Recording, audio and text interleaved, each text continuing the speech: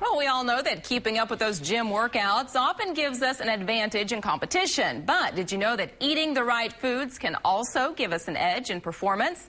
With us this morning to go over performance-enhancing foods is our fitness expert, Wes Cole. Good morning. Good morning. All right, we're going to be talking about foods that boost our athletic performance. Absolutely. Work out real hard in the gym, but what you do in the kitchen can help you get first place. We're going to go over it. All right, the first one is protein.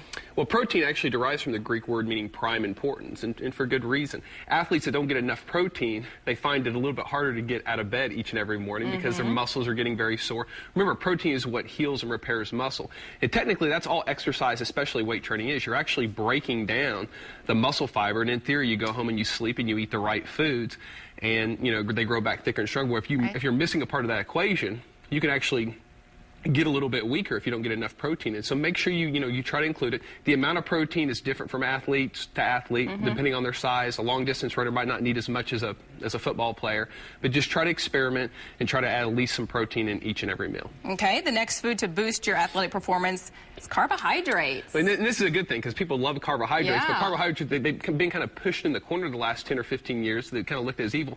I know it's kind of complicated, but oftentimes weight loss and athletic performance are two different things. If a client came to me and wanted to lose a lot of weight, I would kind of really watch their carbohydrate consumption. But if you're really working out a lot, you have a Tulsa run coming up or something, you need to really do your carbohydrates. Even Dr. Atkins himself said in his very first published book that athletes need carbohydrates. It's really important to remember. So, if a race is coming up or if performance is coming up, multiple studies have shown when you reduce carbohydrate consumption, you decrease performance all across the board.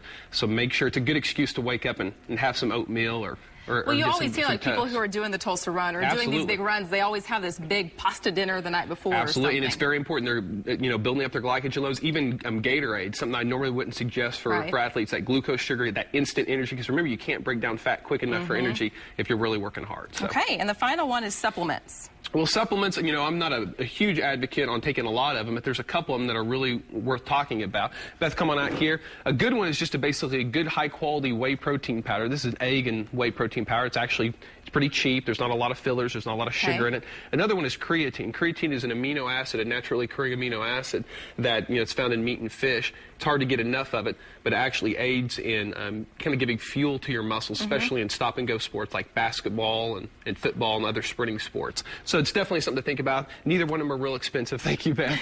And it's definitely something to kind of start on. And there's so many out there, so it's kind of hard to figure out what's There good are, and bad. and you just got to kind of experiment yourself and just kind of see where. But those definitely work with a lot of my clients. I deal with hundreds of clients every month, and out of all of them, those seem to work best. Okay, good advice. Now it's time to answer a question from one of our viewers. This question comes from Justin. What's a safe way to break into weight training? This is right up your alley. Well, actually, there's a couple things. Most people automatically assume they need to start with lightweight, get their technique down. But one of the things I've learned is making sure you have a good cardio base. It's very important to remember that weight training, especially intense weight training, really elevates blood pressure.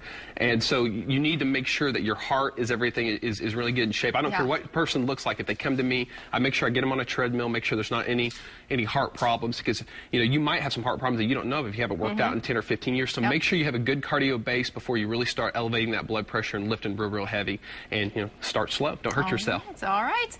Well, if you have a question that you would like Wes to answer, just go to the weekend morning section of our website. It's kjrh.com. You can click on the habitual health link, or you can give Wes a call. The number's on the screen, 749-0960, or visit his gym on 46, just east of Sheridan.